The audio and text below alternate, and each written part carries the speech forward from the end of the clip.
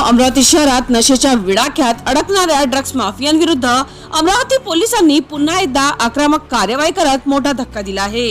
2 kilo MD drugs प्रकरणात आधीच police कोठडीत असलेल्या मुख्य आरोपीच्या घरावर टाकलेल्या छाप्यातून धक्कादायक साठा उघडकीस आला आहे।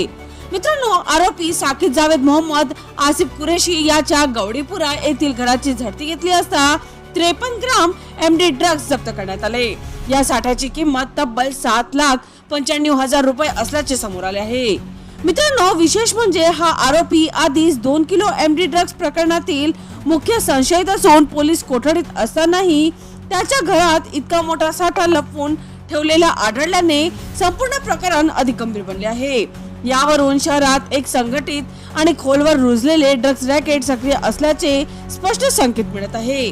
मित्रांनो, पोलीस सूत्रांच्या माहितीनुसार चौकशी दरम्यान मिळालेल्या गुप्त माहितीच्या आधारे विशेष पथकाने ही धडक कार्यवाही केली। घरात अत्यंत चातुर्याने लपवून ठेवलेला नशेचा साठा जप्त करण्यात आला। आता पोलीस या संपूर्ण रॅकेटचे धागेदोरे शोधत असून आरोपीचे संपर्क आणि सप्लाय चेन उद्ध्वस्त करण्यासाठी कसून तपास सुरू आहे। या प्रकरणाची सुरुवात 8 मार्च 2026 रोजी झाली होती, जेव्हा पोलिसांनी अब्दुल फहीम आणि शेख अयान या दोघांना अटक करत त्यांच्या ताब्यातून तब्बल 2 किलो 80 ग्राम मॅफेड्रॉन म्हणजेच एमडी ड्रग्ज जप्त केले होते। या ड्रग्सची आंतरराष्ट्रीय बाजारातील किंमत सुमारे 3,11,00,000 रुपये असल्याचे सांगण्यात आले होते।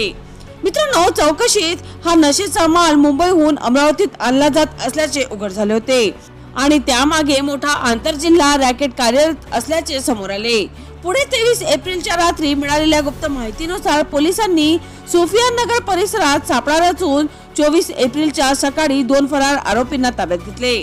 अटक करण्यात आलेल्या आरोपींमध्ये अब्बास अहमद, बशीर अहमद कुरेशी वय वर्ष 28 राहणार चांदूर बाजार आणि साकिब जावेद मोहम्मद आसिफ कुरेशी वय वर्ष 25 राहणार गवडीपुरा यांचा समावेश आहे। या दोघांवर यापूर्वीही ड्रग्स तस्करीचे अनेक गुन्हे नोंद असल्याची माहिती पोलिसांनी दिली आहे। मित्रांनो, या संपूर्ण कार्यवाहीनंतर अमरावतीतील ड्रग्स माफियांमध्ये प्रचंड खळबळ उडाली आहे। पोलिसांचा स्पष्ट इशारा आहे की नशेचा काळा धंदा करणाऱ्यांना आता कुठेही आसरा मिळणार नाही। कायद्याचा फास घट्ट होत चाललाय।